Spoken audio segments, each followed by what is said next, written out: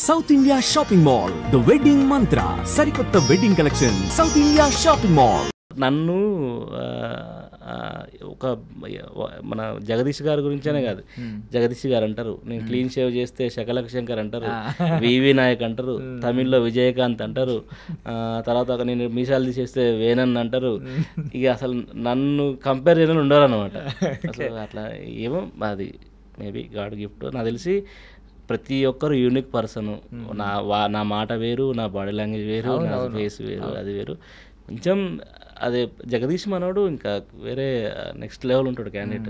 అంటే ఇప్పుడు మీరు అన్న జగదీష్ కూడా, ఆయన కూడా before Pushpa who is Jagadish అంటే ఎవరికి తెలియదు. అప్పటి వరకు మల్లేశం గాడు మేము ఇద్దరం చేసాం. గాడు నాది అంత పెద్ద ఇంపార్టెంట్ క్యారెక్టర్ కాదు, మనోడు చాలా ఇంపార్టెంట్ క్యారెక్టర్. తను జగదీష్ అన్నది మంచి క్యారెక్టర్. నాది వాళ్ళ బ్యాచ్లో ఉంటా, అప్పుడప్పుడు ఏదో డైలాగులు ఉండటం, అదొక 20 రోజుల క్యారెక్టర్ ఏదో ఉంటుంది నాకు.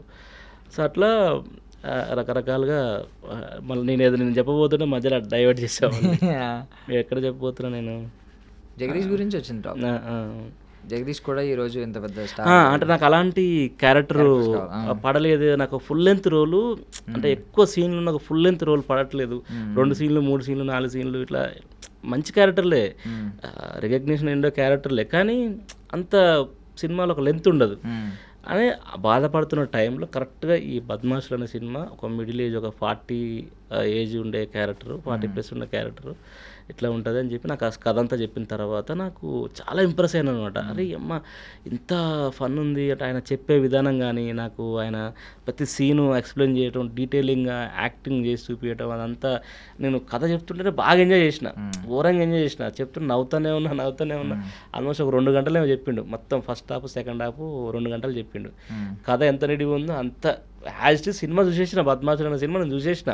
బిర్యానీ సీన్ కావచ్చు, మీరు ఇప్పుడు ముసలోని దినాలు అవుతున్నాయి పోయి తినొద్దాం పానే సీన్ కావచ్చు, ఎవ్రీథింగ్ అలాంటి చాలా ఉంటాయి.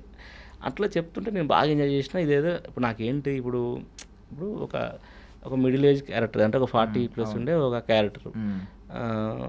ఇది ఒక హీరో అలాంటిది కాదు. బేసిక్గా నాకు ఒక ఫుల్ లెంత్ రోల్ దొరుకుతుంది. సో ఫినాన్షియల్గా నాకు కూడా హెల్ప్ అవుతుంది. స్ట్రగ్లింగ్ టైం అదే క్యారెక్టర్లు చేసుకుంటూ వస్తున్న టైంలో నాకు ఫినాన్షియల్గా హెల్ప్ అవుతుంది. తను చాలా జెన్యున్గా అనిపించింది నాకు.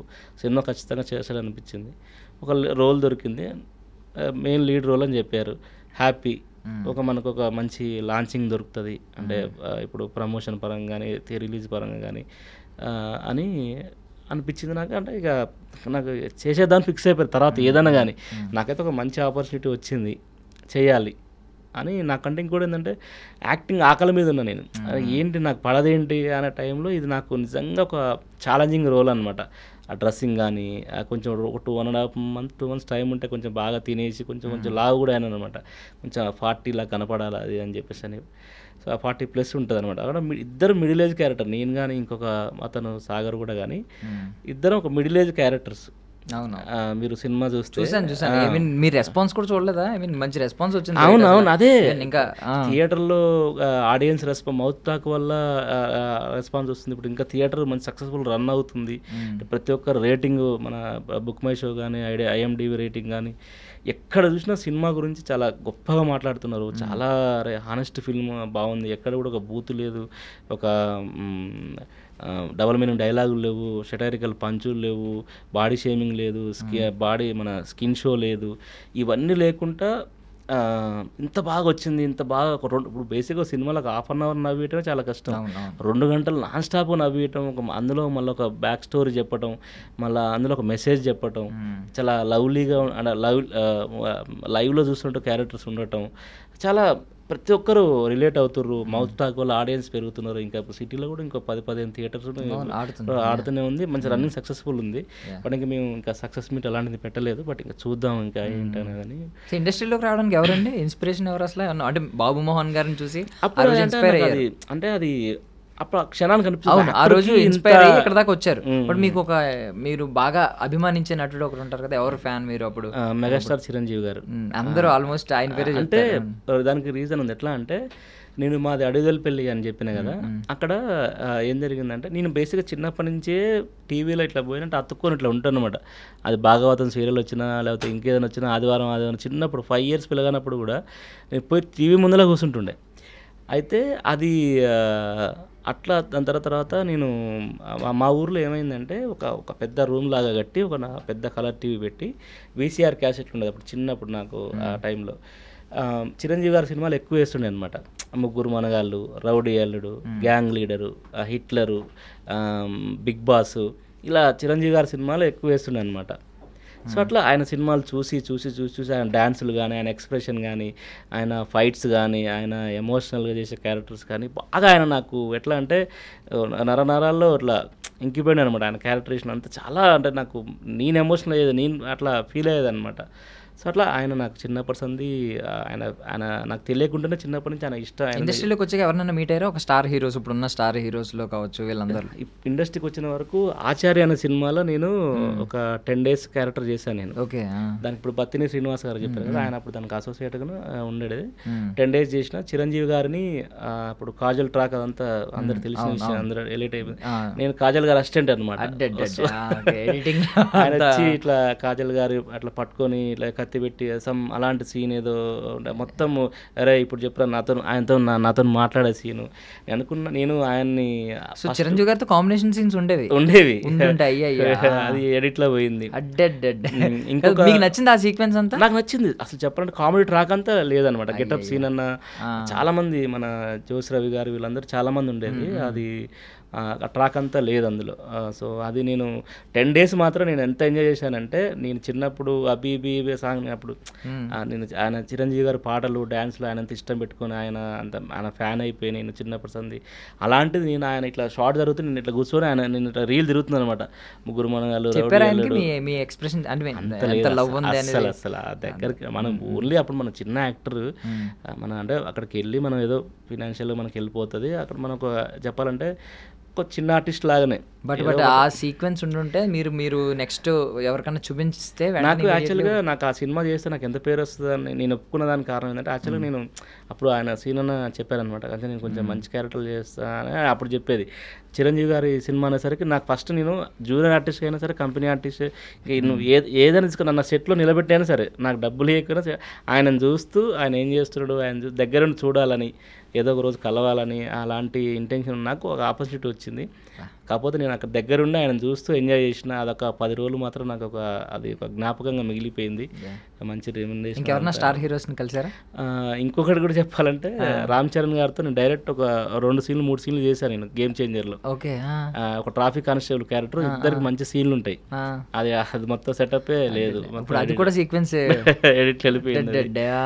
రెండు నాకు చాలా బాధ అనమాట. శంకర్ గారు డైరెక్షన్ లో చేశారు మీరు? శంకర్ గారు నాకు వచ్చి ఇట్లా మహేష్ గారు సీన్ అని నాకు డైలాగ్ చెప్పి సీన్ శంకర్ గారు నేరుగా మీకు అసిస్టెంట్ డైరెక్టర్స్ తోని చెప్పినారు యాక్టర్స్ కి.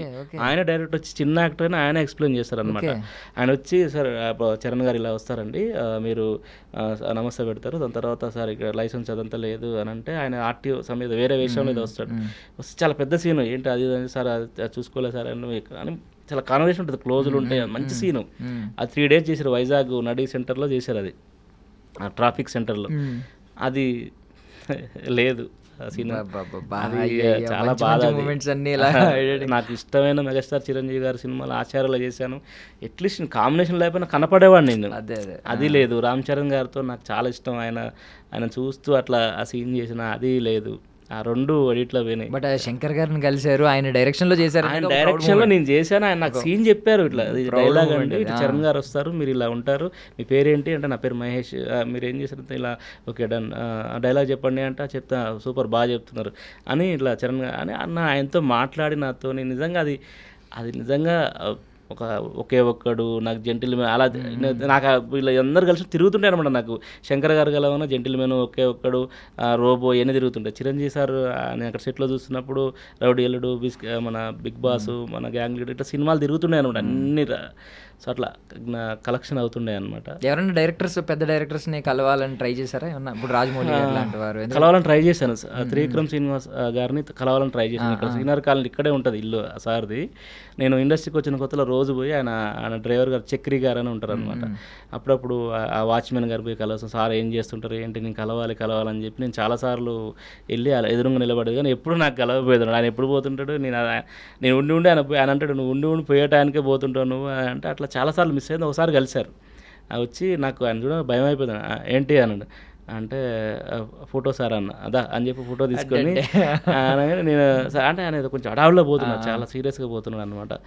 సార్ సార్ అని చెప్పే వలుపు బండికి వెళ్ళిపోయిండు. మీలాగే ఇప్పుడు మహేష్ ఆచంట తెలుసు కదా, మన జబర్దస్త్ మహేష్, సేమ్ నాకు అని చెప్పి విక్రమ్ శ్రీనివాస్ గారిని ఇబ్బంది పెట్టేవారంట కదా, సుకుమార్ సార్ సుకుమార్ సార్ని ఇబ్బంది పెడితే లాస్ట్ కి నాకు కూడా అలా జరిగింది. మహేష్ కి మంచి క్యారెక్టర్ పడదు, నాకు పడలేదు. కానీ ఇంకొక విషయం చెప్తా, లాస్ట్ అద్భుతమైన విషయం ఏంటంటే భీమ్లా నాయక్ త్రివిక్రమ్ శ్రీనివాస్ గారి గురించి నేను అక్కడ తిరిగేవాడిని చాలాసార్లు. చక్రి అన్న కలిసి వస్తుందా తమ్ముడు, ఆయన డ్రైవర్ చక్రి అన్నాను, ఇప్పుడు కూడా ఆయనే ఉంటాడు చాలా సంవత్సరాల సంది. ఆయన తెలుసు అనమాట ఎన్నిసార్లు ఇప్పుడు తిరిగేదనమాట. తర్వాత ఆయనతో ఫోటో తీసుకున్నా, ఫోటో కూడా చాలా అప్పుడు యంగ్ ఏజ్లో ఉంటుంది నా ఫోటో, గుండు అది కూడా. తర్వాత నాకు ఎంత అదృష్టం అందంటే నేను భీమ్లా నాయక్ సినిమా చేశాను నేను. అందులో ఒక సీన్ ఉంటుంది, అందులో 2 సీన్లు ఉంటాయి. బస్సులో మీరు ఇప్పుడు భీమ్లా నాయక్ సినిమా చూస్తే రానా గారు బస్సు ఎక్కుతారు, ఎక్కినప్పుడు ఎక్కడ పడితే అక్కడ ఆపుతారువే అని చెప్పి ఆయన 2000 రూపాయలు నోట్ ఇస్తే రైట్ పోనీ అని చెప్పి అంటారు. మీరు భీమ్లా నాయక్ లో ఆ బస్సు ఆపి ఎక్కుతారు రానా గారు, వాళ్ళిద్దరు సీక్వెన్స్ ఇద్దరు మాట్లాడుకున్న ముందు బస్సు మధ్యలో ఆపి ఎక్కుతారు. ఎక్కినప్పుడు నేను అక్కడ ఉండే బస్ కండక్టర్ నేనే అనమాట. ఒక ఫ్రేమ్ లో ఒక క్లోజ్ డైలాగ్ ఉంటుంది, మిగతా ఇంకో సీన్ ఇట్లా బస్సు ఆపినప్పుడు వెళ్ళి అదంతా లోపల సీక్వెన్స్ ఉంటుంది, అదంతా లేదనమాట. ఆ కట్టు డైరెక్ట్ ఇద్దరు కాన్వర్జేషనే ఉంటుంది. సో అప్పుడు త్రివిక్రమ్ శ్రీనివాస్ గారు, అప్పుడు మన దానికి డైరెక్టర్ సాగర్ కే చంద్ర గారు, అక్కడ త్రివిక్రమ్ శ్రీనివాస్ గారు కూడా ఉన్నారనమాట. అయితే ఎవరు ఈ క్యారెక్టర్ ఎవరు చేస్తారు పిలవండి అంటే పిలిచాను అనమాట. ఏం పేరు నీ పేరు అదంతా ఆయన నేను గుర్తు చేయలేదు, నాకు ఆ భయం. సార్ ఏం పేరు నీ పేరు అంటే మహేష్, డైలాగ్ చెప్తాను సార్ అంటే చెప్పు ఎక్కడ పడతాడు ఆపుతా డైలాగ్ చెప్పండి చెప్పిన అదా ఇతను డ్రెస్సెస్ చేయండి అన్నాడు. అప్పుడు అది అట్లా ఆయన ద్వారా ఎప్పుడైతే నేను కలిసి అలా ఒకటి భీమ్లా నాయక్ ఎక్స్పీరియన్స్ ఉంది. పెద్ద డైరెక్టర్స్ అంటే నేను ఇప్పుడు ఇంతవరకు వర్క్ చేయలేదు. మన ఫౌజీలో ఒక 1 డే అనురాగపుడి గారితో చేశాను నేను. ఓకే, ఫౌజీలో. బట్ అది అంటే మీరేమన్నా అంటే ప్రభాస్ గారు లుక్ చూసారా? అంటే మాకేం రివీల్ చేయదు కానీ చూసారా ప్రభాస్ గారు? అన్నీ ఏం తెలియదు, ఆ రోజు ప్రభాస్ గారు లేరు. బట్ 1 డే ఒక క్యారెక్టర్ ఏదో అది చెప్పకూడదు, అన్ని చెప్పకూడదు, చేశాను. బట్ నేను ఎందుకు చెప్పుకోనంటే ఇప్పుడు చూడు గేమ్ చేంజర్ అదే పరిస్థితి, ఆచార్య అదే పరిస్థితి. నేను సినిమా చెప్పి తర్వాత లేకపోతే ఏంటంటే కొంచెం వేరేలాగా చూస్తారు. అందుకని ఎందుకంటే నేను చాలా మటుకు ఏంటంటే సినిమాలు చేసి రిలీజ్ అయ్యి నేను సినిమా చూసుకున్న తర్వాత నేను ఉన్నానంటే అప్పుడు చెప్తే బాగుంటుంది, అందులో నేను చెప్పను అసలు ఎవరికి. సో మీరు ఇప్పుడు చిరంజీవి గారి గురించి అదంతా వచ్చింది కాబట్టి నా ఎక్స్పీరియన్స్ కోసం నేను చెప్పాను తప్పితే నేను చాలా మటుకు చెప్పను. పెద్ద డైరెక్టర్ గారితో ఇంకేమైనా పెండింగ్ ఉన్నాయండి అనురాగపుడి గారితో షూటింగ్ డేస్ ఓన్లీ? లేదు, వన్ డేనే ఏదో చిన్న క్యారెక్టర్ అది చెప్పకూడదు. అయినో అంటే మాకు మామూలుగా ఆర్మీ బ్యాక్ డ్రాప్ లో వస్తుంది అనేది ఐడియా ఉంది, బట్ మేము క్యారెక్టర్ ఏం అడగం కానీ